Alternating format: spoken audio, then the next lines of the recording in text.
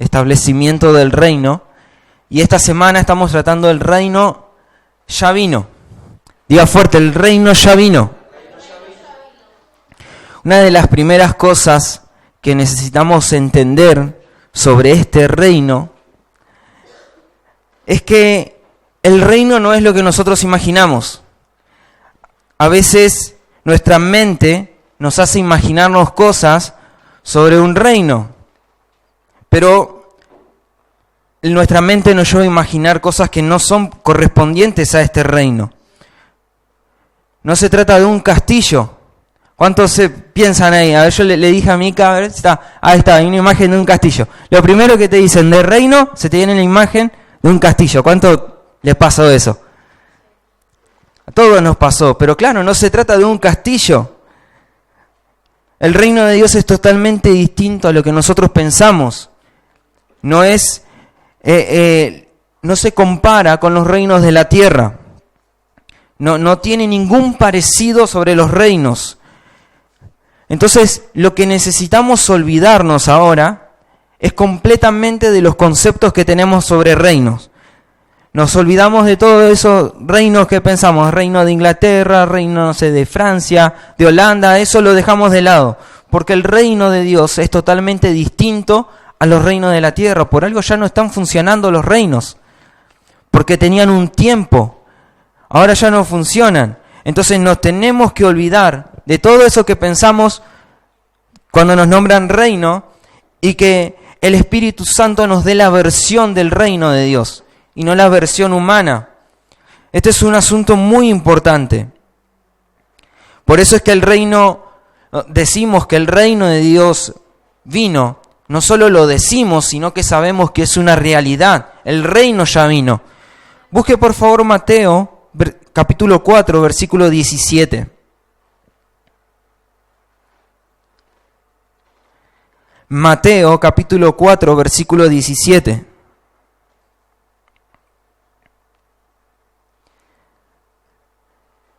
Jesús saliendo del desierto,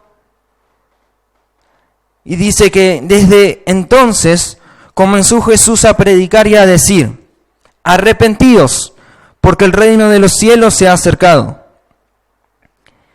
Fíjense esto, Jesús sale del desierto, ¿qué es lo primero que dice? Arrepentíos. Tiene que haber un arrepentimiento, porque el reino de los cielos se ha acercado. Ahora, ¿por qué Jesús dice el reino de los cielos? Lo primero que está estableciendo acá es que el reino no es algo natural, sino que se trata de un ámbito donde lo celestial se manifiesta. Entonces, por eso es el reino de los cielos, es un ámbito en el cual somos parte. Cada uno de nosotros somos parte de ese ámbito y tenemos que manifestarlo en la tierra. Pero algo que me llama la atención acá, fíjense lo que dice después Jesús: se ha acercado. ¿Cómo se ha acercado? Si ustedes entienden el concepto de se ha acercado, quiere decir que estaba lejos. Entonces, si estaba lejos, es que hubo un momento en el que el ámbito celestial dejó de tener lugar en el hombre. El hombre perdió su lugar. El hombre perdió el lugar que le correspondía. Fíjense lo que dice Génesis capítulo 1, versículo 27 y 28. Hay un mandato que Dios le da al hombre. Dice Génesis capítulo 1, versículo 27 y 28. Y creó Dios al hombre a su imagen, a imagen de Dios lo creó. Varón y hembra los creó. Y los bendijo Dios y les dijo: fructificad, multiplicad, llenad la tierra y sojuzgarla y señorad en los peces del mar, en las aves de los cielos y en todas las bestias que se mueven sobre la tierra.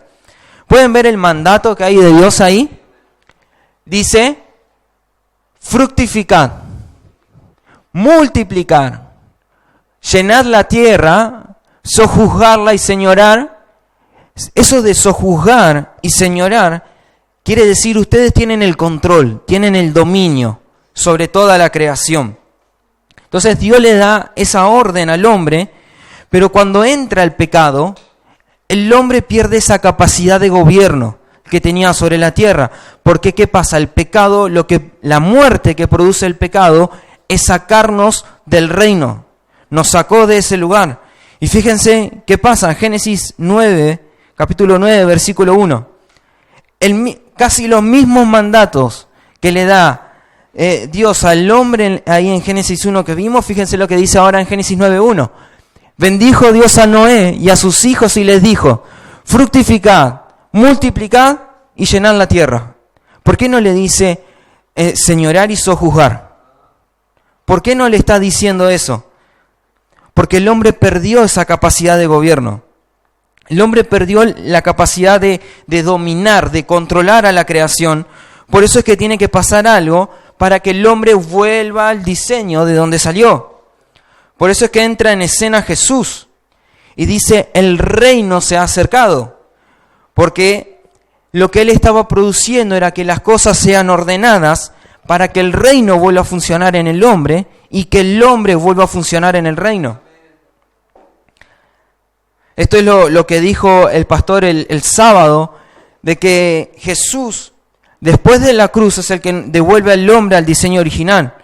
Por lo tanto, el reino no solo acercó, sino que ahora hay embajadores de ese reino. El reino no solo se acercó, sino que hay embajadores que lo tienen que manifestar en la tierra.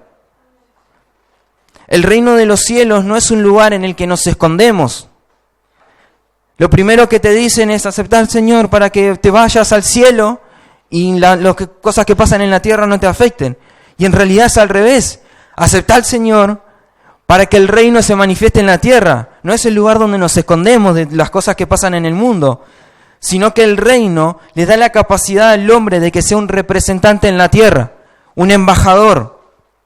Así que no tenemos que esconder lo que portamos, sino que tenemos que manifestarlo para que el reino sea visto.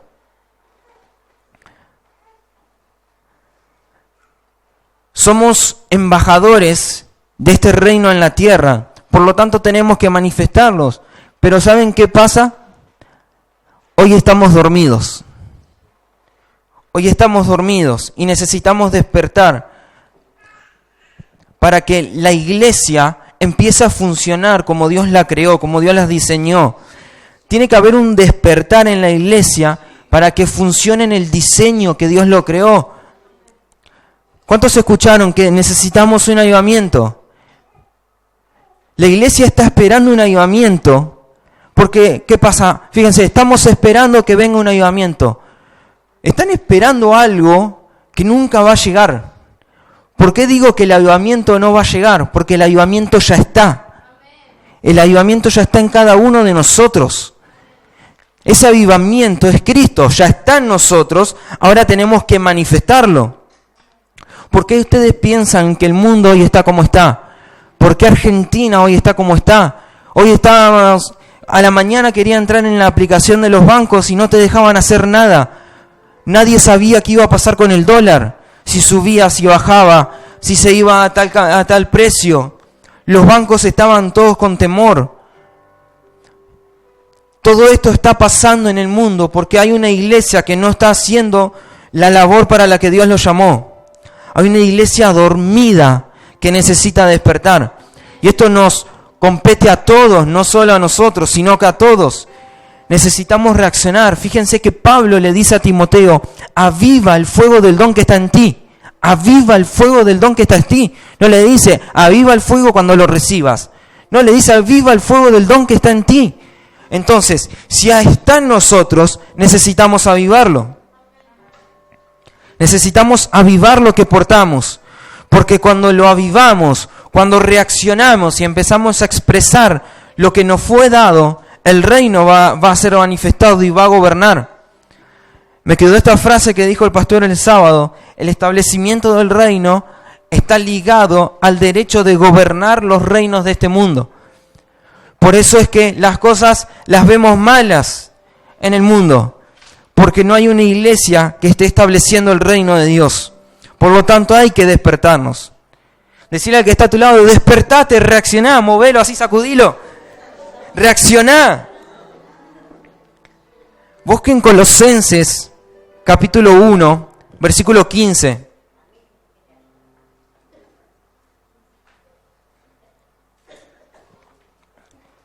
Esto es un asunto que nos compete a todos, ¿eh? No es que porque yo soy muy chico, no puedo, o soy muy grande. Pero necesitamos entender esto. Si este reino está en nosotros, ahora tenemos que comprender cómo funciona este reino y cómo es que fue el diseño de este reino. Fíjense que dice, Él es la imagen del Dios invisible, el primogénito de toda creación. Ahí está, hablando de Cristo. Dios es espíritu, por lo tanto Él es invisible, no lo podemos ver.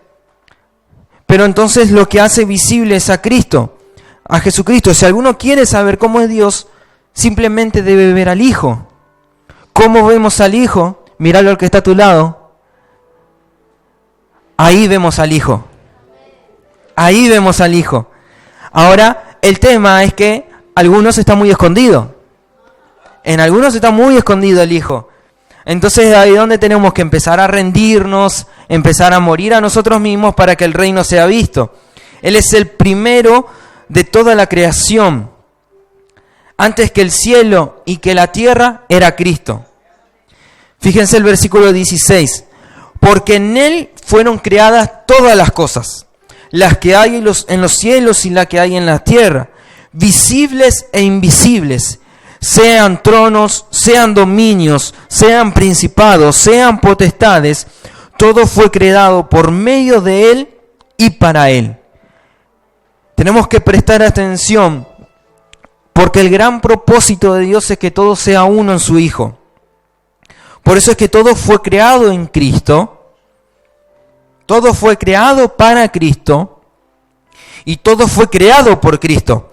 Él es el primero, Él es el primogénito, Él es el propósito eterno. Por lo tanto, cuando hablamos del propósito eterno, es que todo sea uno en el Hijo. Por eso es que como representantes de este reino, tenemos que manifestarlo en la tierra. Porque mientras más Cristo sea visto, más lugar Él va a tomar. Versículo 17. Y Él es antes de todas las cosas, y todas las cosas en Él subsisten. Así que no tenga temor. No tenga temor, porque si estamos en este reino, todas las cosas en Él subsisten. La razón por la que Dios no destruyó al mundo, aun cuando estaba en la cruz, dicen que las tinieblas cubrieron ese lugar. Y no está hablando de las tinieblas, en uno de los evangelios lo explica, no está hablando de las tinieblas de demonios o de que estaba el infierno ahí.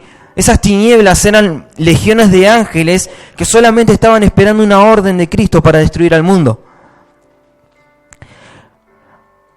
Porque no estaba muriendo cualquier persona ahí, no era un ladrón más.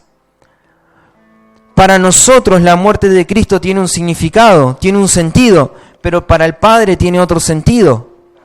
No es lo mismo el dolor que le causó a María, la mamá de Jesús, no es lo mismo ese dolor que le causó a ella que el dolor que le causó al Padre estando el Hijo en la cruz.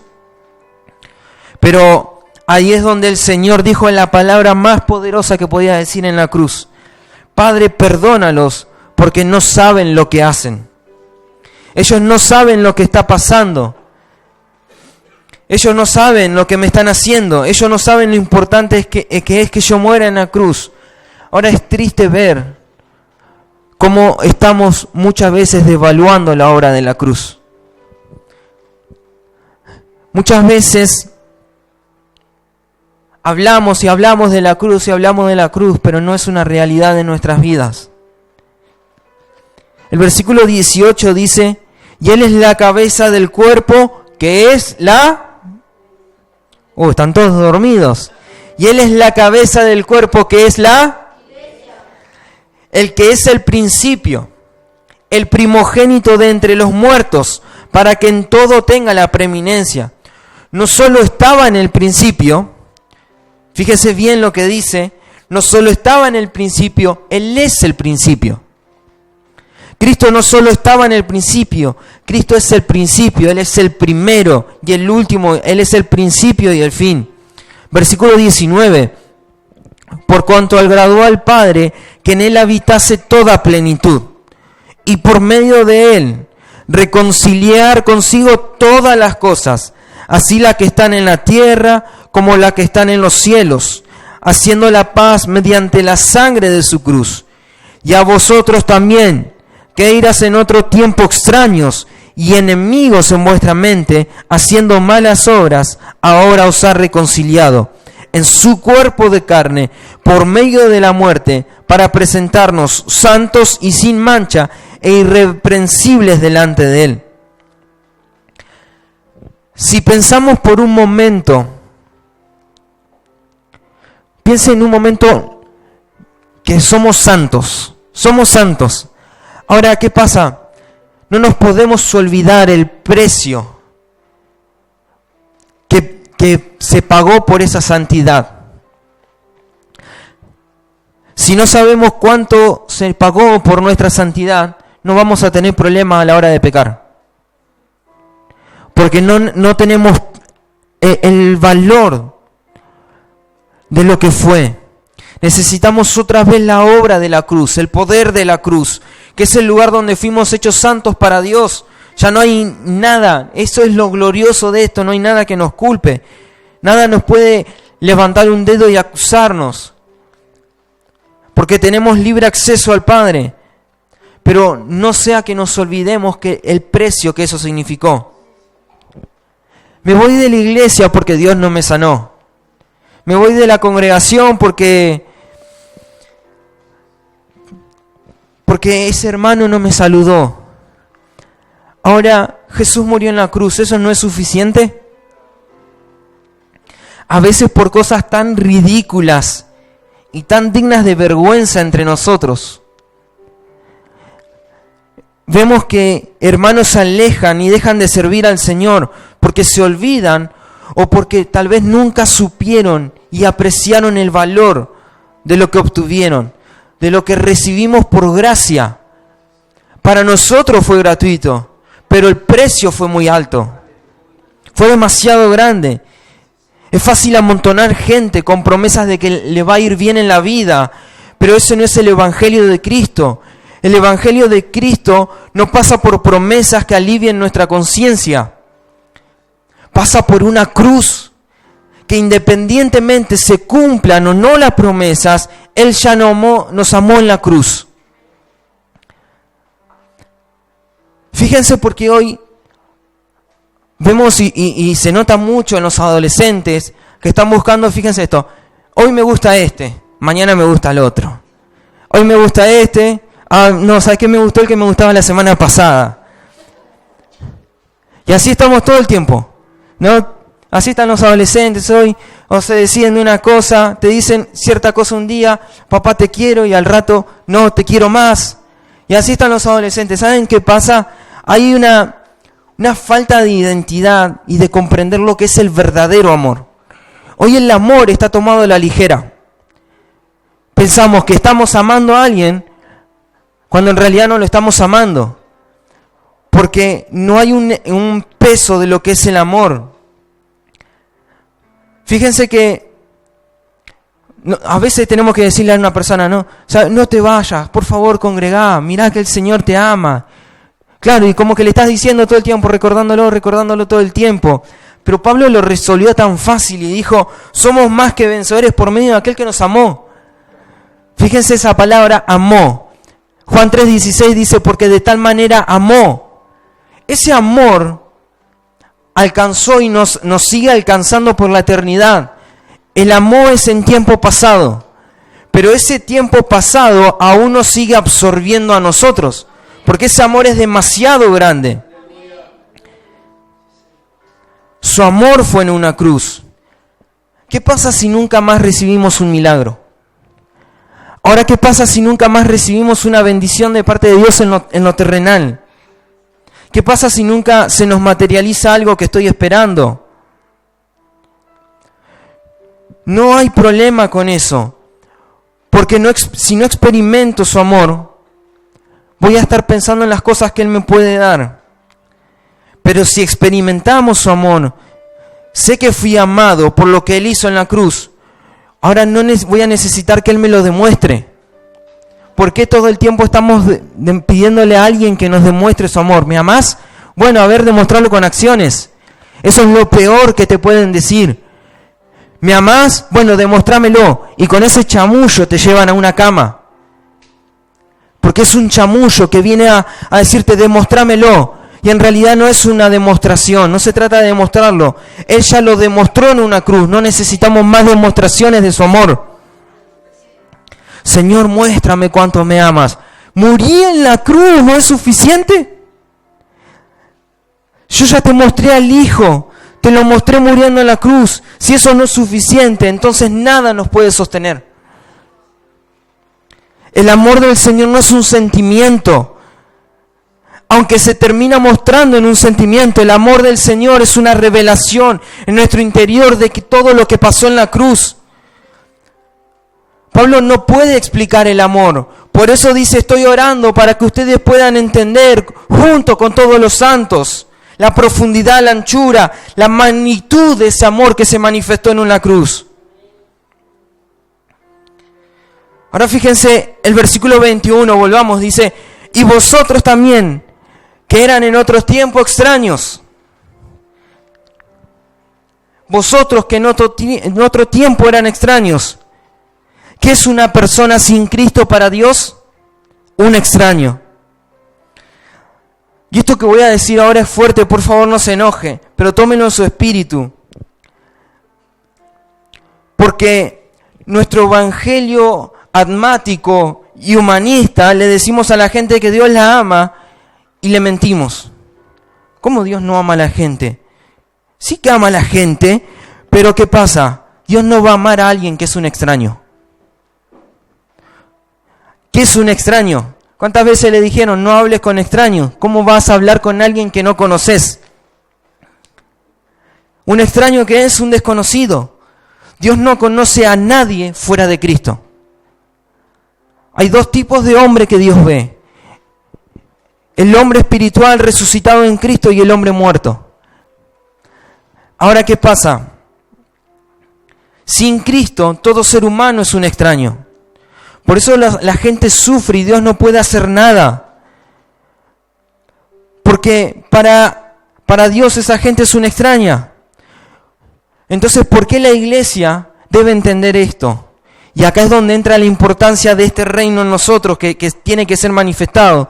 Porque cuando la iglesia entiende esto, de que Dios no trata con personas extrañas, cuando la iglesia empieza a entender esto, empieza a tomar un compromiso de sacar a los familiares, a los parientes, a los vecinos, de condición de extraño. Los saca de una condición de extraño y los trae a Cristo. Porque mientras no lo traigamos a Cristo, ellos son extraños para Dios. Por eso el apóstol Pablo dijo en 2 Corintios 5, 17 y 22, después léalo, pero yo le hago este resumen. Os ruego que se levante como ministros de la reconciliación con Dios. Os ruego, les suplico que traigan a la gente a Cristo. No solo a la congregación, no se trata de llenar un local. Porque Dios comienza a intervenir en la vida de las personas cuando las personas vuelven a Cristo. Mientras tanto, son extraños. Y es fuerte, pero necesitamos entender esa realidad. No oramos para que vengas a una iglesia, estoy orando para que vengas a Cristo. Porque hay muchos extraños en la iglesia. Lamentablemente hay muchos extraños en la iglesia, no todos los que están sentados en este lugar son conocidos por Dios. Por eso Jesús dijo en Mateo 7, ¿por qué me dicen Señor, Señor, si no hacen la voluntad de mi Padre? El Señor dice, no te conozco. No te conozco. Pero Señor, nunca falté una reunión. Pero Señor, hice un montón de cosas, ayudé a un montón de personas. Pero siempre viviste a tu voluntad y no a mi voluntad. Siempre viviste y eligiendo tus decisiones y nunca dijiste, Señor, ¿cuál es tu voluntad? Por eso no te conozco. Yo no sé ustedes, pero esto nos tiene que pesar en el espíritu, porque hay gente sentada aquí que es desconocida para el Señor. Tal vez no seamos conocidos para los hombres. Tal vez el Señor nos haga hacer cosas en el anonimato, sin que muchas cosas se sepan, pero no necesitamos ser conocidos para el hombre, mientras seamos conocidos para Él. ¿Queremos ser sus representantes? No importa lo que la gente opine de ti, lo que importa es ser conocido por el Señor. Quiero ser conocido por ti, Señor. Y Él solo conoce a los que están en Cristo y hacen su voluntad.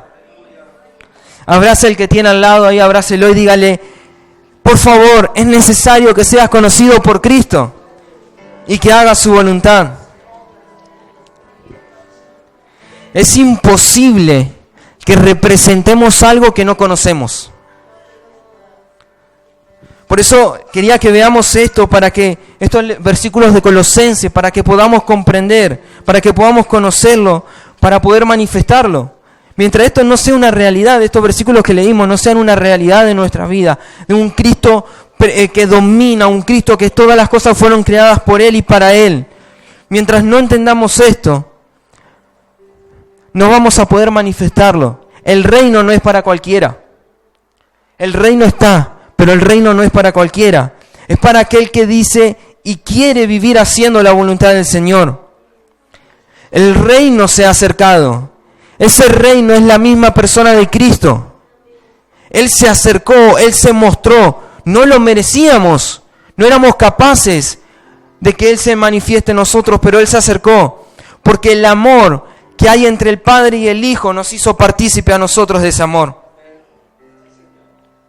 Busque Mateo 10, versículo 7.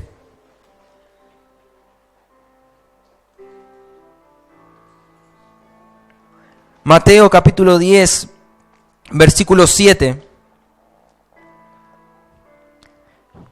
Fíjense lo que dice aquí. Dice, y yendo. Predicad diciendo, y yendo. No dice estando quieto. Estando sentado en una silla y no se enoje con eso, por favor. Y yendo, moviéndose, accionando. Diciendo, el reino de los cielos se ha acercado. Versículo 8, sanad enfermos, limpiad leprosos, resucitad muertos, echad fuera demonios, de gracia recibiste, dad de gracia. Si conozco, si vivo para hacer su voluntad, es cuando predico este reino. Y la predicación del reino siempre va a dar evidencias. Siempre va a dar evidencias. No es solo decir algo, sino evidenciar que ese reino va mucho más allá de lo que nosotros pensamos. Es evidenciar que ese reino está por encima de todo lo que el hombre piensa y se imagina. El reino es mucho más que una simple reunión. El reino es lo celestial manifestado en lo terrenal. Por eso este reino ya está. Ese reino ya vino. Ahora tenemos que ser representantes de ese reino. Quiero terminar, por favor. Busquen Salmos 22. Fíjate que lo puse como versículos en cantos. Quiero leer estos dos versículos. Salmos 22, versículos 27 y 28. Lo quiero leer en la Reina Valera contemporánea.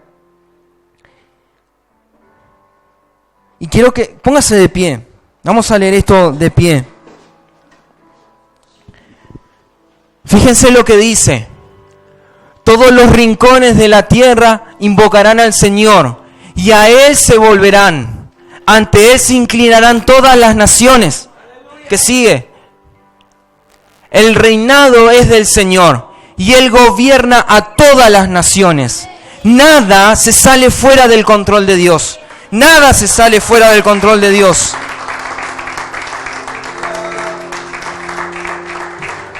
Todos los rincones de la tierra invocarán al Señor, porque su iglesia está cumpliendo lo que le fue demandado, porque su iglesia está viviendo para manifestar su voluntad. Ese es el reino que vino. Ese es el reino que toma el control de todas las cosas. Ese reino tiene que tomar el control de tu vida. Ese reino tiene que tomar el control de tu familia. Ese reino tiene que absorber todo. Es un reino que es manifestado por sus hijos y por sus embajadores. Ese reino ya está. Es Cristo en nosotros. Ahora hay que manifestarlo. El reino vino, hay que manifestarlo.